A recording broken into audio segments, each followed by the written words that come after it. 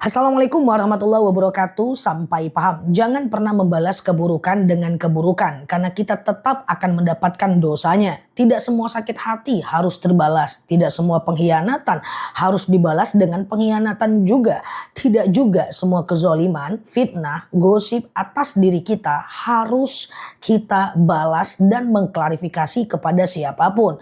Ali bin Abi Thalib pernah berkata, tidak perlu kau tunjukkan siapa kamu, karena tidak semua orang percaya kamu. Yang membencimu tidak akan percaya itu, dan yang menyukaimu tidak perlu itu semuanya. So fokus kepada pengembangan diri aja. Jangan membalas setiap keburukan dengan keburukan.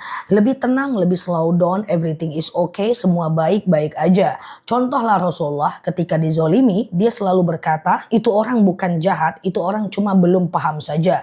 Jangan habiskan energi untuk membuat semua orang suka kepada kita, karena nggak semua orang juga penting bagi kita. Jangan habiskan energi kepada orang-orang yang tidak suka dengan kita. Fokus aja kepada orang-orang yang mencintai kita. Kalau kita salah itu biasa, tinggal perbaiki saja. Kalau kita benar, maafkan mereka. Ini cara terbaik untuk merespon semua konflik yang ada dalam hidup kita.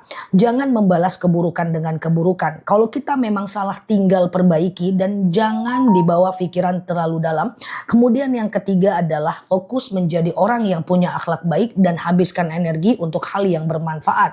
Jangan mau terdistract dengan manusia, terganggu dengan manusia, karena hidup kita bukan untuk banyak orang. Hidup kita adalah untuk Allah. Penuhi tanggung jawab kita dan semoga kita lebih baik ke depan.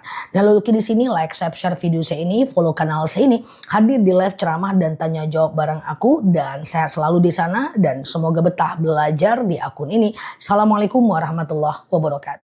Assalamualaikum warahmatullahi wabarakatuh. Sampai paham. Kalau kita terlambat sholat berjamaah, caranya seperti ini. Misalnya nih, kita terlambat sholat maghrib. Ya, imamnya rakaat pertama nih. Allahu Akbar, Sami Allahu liman hamidah. Allahu Akbar, Allahu Akbar, Allahu Akbar, Allahu Akbar. Imamnya naik nih, rakaat kedua. Kita baru datang nih, kita pasang niat berjamaah, baca iftitah, Al-Fatihah ayat pendek. Kalau nggak terkejar Al-Fatihahnya, imamnya udah ruku, langsung ruku aja. Allahu Akbar, Sami Allahu liman hamidah. Allahu Akbar, Allahu Akbar, Allahu Akbar, Allahu Akbar. Imamnya tahiyat awal, kita juga tahiyat awal ya. Duduknya juga tahiyat awal. Sekarang maghrib lanjut, imamnya rakaat ketiga, kita rakaat kedua. Allahu Akbar, ruku, Allahu Akbar, Sami Allahu liman hamidah. Allahu Akbar, Allahu Akbar, Allahu Akbar, Allahu Akbar. Imamnya tahiyat akhir, kita tahiyat awal. Jadi duduk kita ini tahiyat awal, bacaan kita tahiyat awal, walaupun imam tahiyat akhir. Nah, jadi ikuti rokaat kita. Imamnya salam kanan kiri, kita lanjut sambung satu rokaat lagi. Allahu Akbar, Sami Allahu liman hamidah. Allahu Akbar, Allahu Akbar, Allahu Akbar, tahiyat akhir ya. Jadi ikuti duduk tahiyat kita. Jadi otomatis ada 3 duduk ya. 2 tahiyat dan 1 tahiyat akhir. Nah, ini cara terlambat sholat berjamaah. Mau dibahas terlambat sholat apalagi? Teman-teman boleh tulis di kolom komen. Yang baru mampir boleh follow kanal ini, like, share video saya ini. Hadir di ceramah live dan tanya jawab bareng aku dan sampai paham. Assalamualaikum warahmatullahi wabarakatuh. Assalamualaikum warahmatullahi wabarakatuh. Sampai paham. Kalau sudah wudhu saat maghrib tidak batal sampai isya, apakah isya harus wudhu lagi? Oke, teman-teman, wudhu itu bisa untuk beberapa kali sholat selagi belum batal. Misalnya maghrib udah wudhu, lalu kemudian sampai isya tidak batal, maka tidak perlu wudhu lagi ketika isya. Wudhu bisa untuk banyak sholat, misalnya sekali wudhu untuk beberapa sholat gitu, qobliyah zuhur, ba'diyah zuhur, bisa. Ya, itu beda dengan tayamum. Kalau tayamum, usahakan teman-teman maghrib tayamum, isya tayamum lagi. Kalau wudhu, selagi masih ada selagi masih ada wudhunya, maka tidak perlu ngambil wudhu lagi. Kalaupun mau diambil lagi ya nggak apa-apa. Misalnya ngantuk mengambil wudhu lagi ya.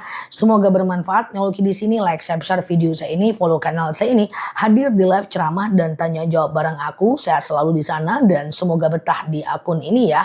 Ada pertanyaan lagi atau rasa kesyukuran, boleh klik di kolom komen untuk kita bisa belajar bersama, berkomunikasi di akun ini.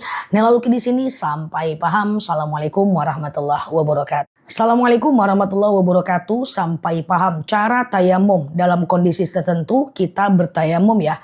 Misalnya nih dalam keadaan sakit nggak bisa kena air. Atau dalam keadaan panjang perjalanan nggak ada air. Maka kita boleh bertayamum ya. Atau di kendaraan misalnya sholatnya lagi macet nih nggak ada air ya, tayamum. Caranya adalah sengaja aku bertayamum mensucikan diriku dari hadas kecil lillahi ta'ala. Ambil tangannya, tempelkan ke sesuatu yang berdebu, yang tidak terlalu banyak gitu ya. Lalu kemudian basuh mukanya, usap mukanya 1 kali aja. Ambil lagi tangannya, lalu kemudian ini tangan kananku, ini tangan kiriku. Maka punggung tangannya yang dibasuh dulu, yang kanan dulu, ini tangan kiri ya. Terus sampai ke siku. Nah, waktu di siku itu teman-teman terus sampai ujungnya jempol. Ujungnya jempol, jangan ujungnya ini. Kalau ujungnya ini nanti malah ini ada debu untuk tangan kiri. Terus sampai ke bawah, terus ujungnya ke jempol. Udah, tayamum hanya muka dengan tangan aja dan gak pakai kumur-kumur tentunya. Kalau sholatnya di mobil, sholatlah di mana arah mobil, di situ arah kiblat. Kalau di sana ada yang bukan mahram, maka jangan sing-singkan lengan bajunya, cukup tayamumkan lengan bajunya saja. Kalau kita sendiri boleh sing-singkan lengan bajunya supaya sempurna tayamumnya. Ingat 1 kali tayamum, 1 kali sholat. Nanti kalau sholat maghribnya tayamum, isanya tayamum lagi. Walaupun belum batal. Nah itu beda dengan wudhu. Kalau wudhu itu maghribnya wudhu. Kemudian kalau nggak batal wudhu sampai isya bisa pakai wudhu maghrib. Tapi bukan tayamum. Tayamum itu setiap sholat bertayamum. Semoga bermanfaat ya. Dan lalu di sini like, share video saya ini, follow kanal saya ini, hadir di live ceramah dan tanya jawab bareng aku dan sampai paham. Assalamualaikum warahmatullahi wabarakatuh. Assalamualaikum warahmatullahi wabarakatuh. Sampai paham. Bagaimana sholat dalam keadaan baring? Video sebelumnya sholat dalam keadaan miring ke kanan. Di video ini kita bahas sholat dalam keadaan baring bagi orang-orang yang sakit. Orang yang sakit keringanannya adalah kalau nggak bisa sholat tegak, duduk. Nggak bisa duduk, baring miring ke kanan. Kalau nggak bisa baring miring ke kanan, iya telentang. Nah, sholat dalam keadaan telentang, misalnya kamera itu adalah kiblat, kakinya yang ke kiblat. Lalu wajahnya dinaikkan pakai bantal sehingga wajahnya ke kiblat. Bagaimana takbirnya? Bisa dengan gerakan kepala. Kalau dia bisa mengangkat Allahu Akbar, Sami Allahu liman hamidah. Atau gerakan jari. Kalau kepalanya sudah nggak bisa digerakkan, baca dalam hati. Atau gerakan mata setiap takbir dan bacanya dalam hati. Atau bibir aja yang bergerak, bacaannya doang. Dia tetap baring seperti biasa. Nah itu caranya, atau cukup dalam hati aja.